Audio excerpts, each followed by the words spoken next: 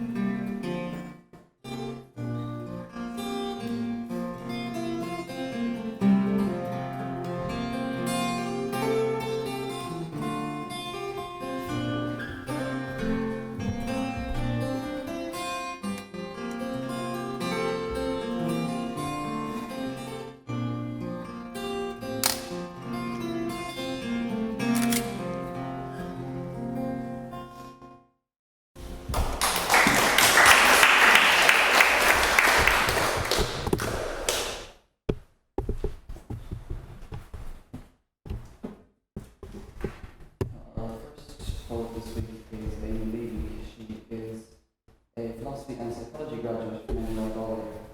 She's been working for the last decade as a business developer for startups in London and Doha, but has recently returned to Ireland. She has written and produced 5 plays for Galway, Edinburgh, London and Los Angeles. Those are Findings in Privacy, Harder Please, Natural State, Quickness Peruvian Town and The Battles. Her plays focus on the darker side of human nature with strong female lead characters. She has completed the first novel in the series, Mug, and her first volume of poetry, which are available. Thank you.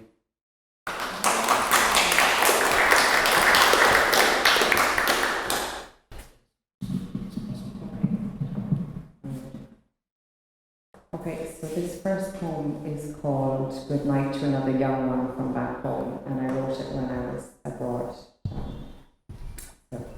Lower him gently down in the muddy ground, a passing plane the only sound. The news came over the sea to me, which made me weep privately. It could have been me so easily if I didn't leave. It could have been any of us who packed up and said enough. Not that one is exempt from the same conclusion, don't be under any illusion, because going foreign won't change the code that's ingrained in you and I and our generation.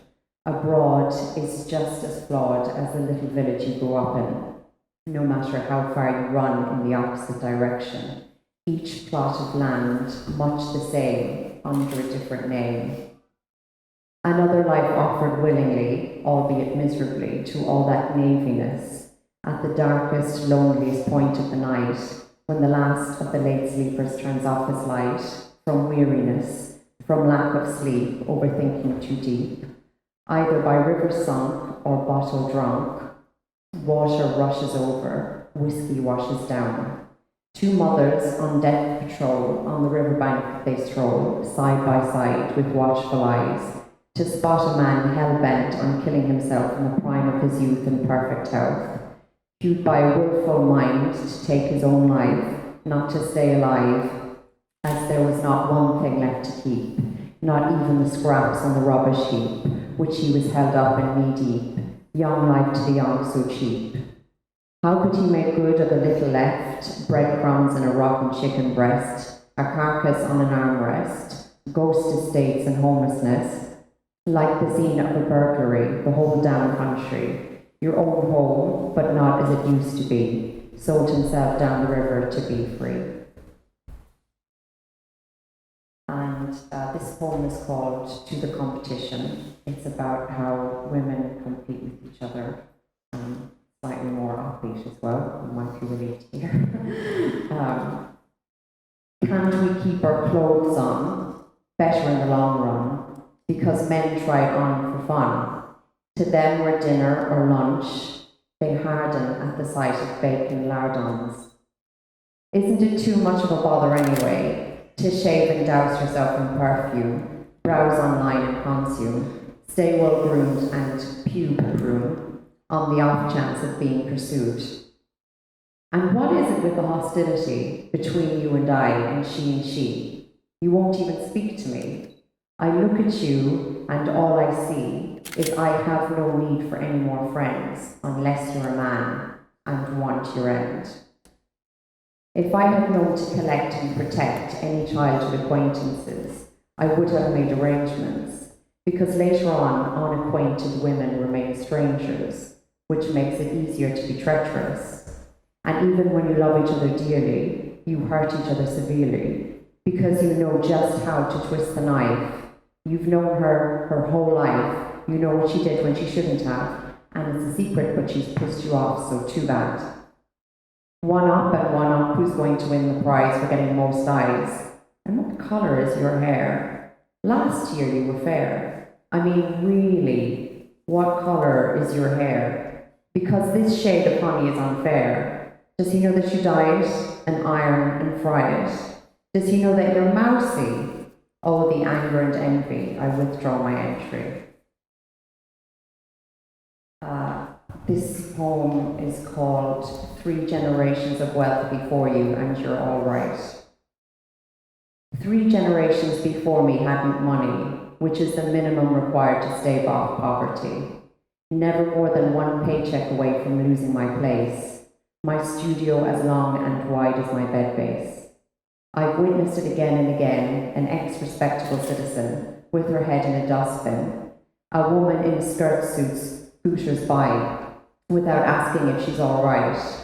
She doesn't want reminding of what is likely to happen should her work output slacken. Ambition, making money, self-sufficiency, are all health being well depending. We must look after one another, fathers, brothers, sisters, mothers, unless you had wealthy great-grandfathers and great-grandmothers. Up next we have Carey. Greg is from Limerick and is a Shannon Co Clare. He graduated from U.S.A in English and philosophy in 1980. He left Ireland newly married for the U.S.A. and worked in industry there for 4 years. He's also trained as a psychotherapist, which he practices part-time. He recently completed a PhD in philosophy in the University of Wales. His work has appeared in the Stony Thursday Book, Revival and Crannog, where one of his poems was selected by them for the Forward Prize. Online, he's appeared in the Creation-centred Spirituality magazine. Welcome, Greg Carey.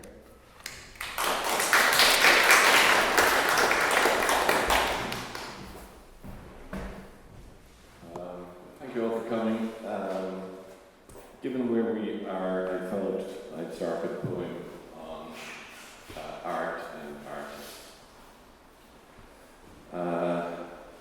The first poem is about an experience of seeing Harry Clarke's work, and this was in the Honan Chapel in Cork. I tried to explore then the qualities that I saw in translucence and transparency, and how these are in fact spiritual qualities. In the Buddhist tradition, it said fully transparent is boundless.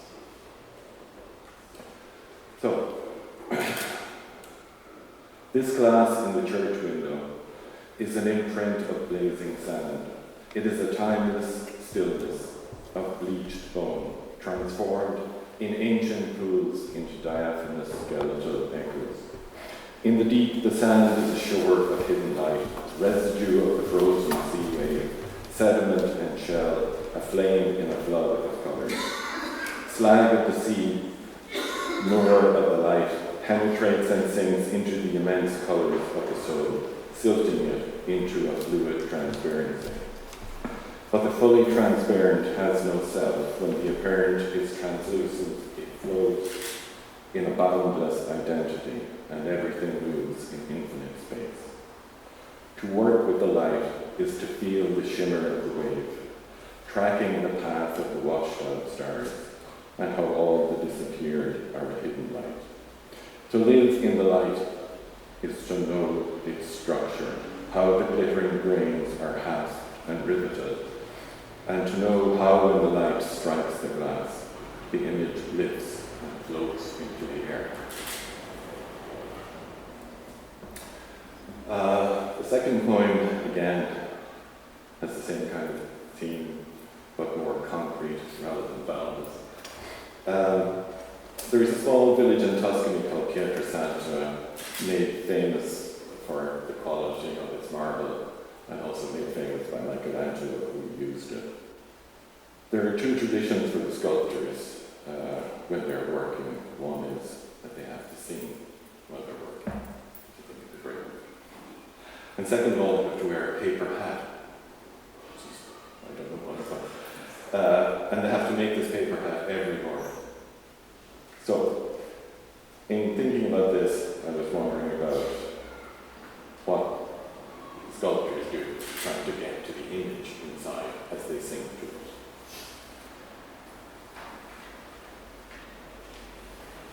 Early morning in Pietrasanta, and the rasping sound of carving is softened by a chorus of singing rising through the chiseled white fog. Beneath the maker's hand, the marble is burning white. As along the patterned river he moves to catch the image coming into life. He sings to the presence buried in the stone to seduce its future shape. The mineral body within glitters in response to things. All day, barely visible through the white linen mist that billows down over him.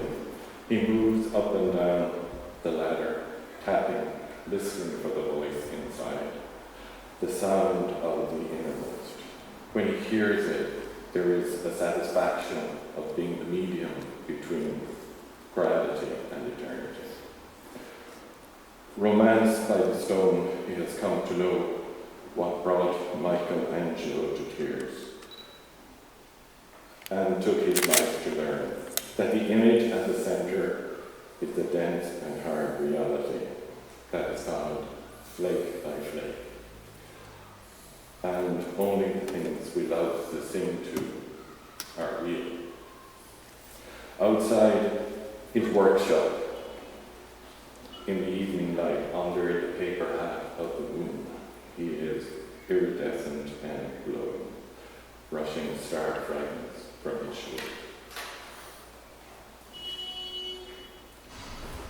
Thank you very much to Greg Carey and Aimee, and we welcome back our musician Savannah. I hope you've enjoyed the poetry and music today and over the last few weeks, and hopefully we'll be back in this time next year.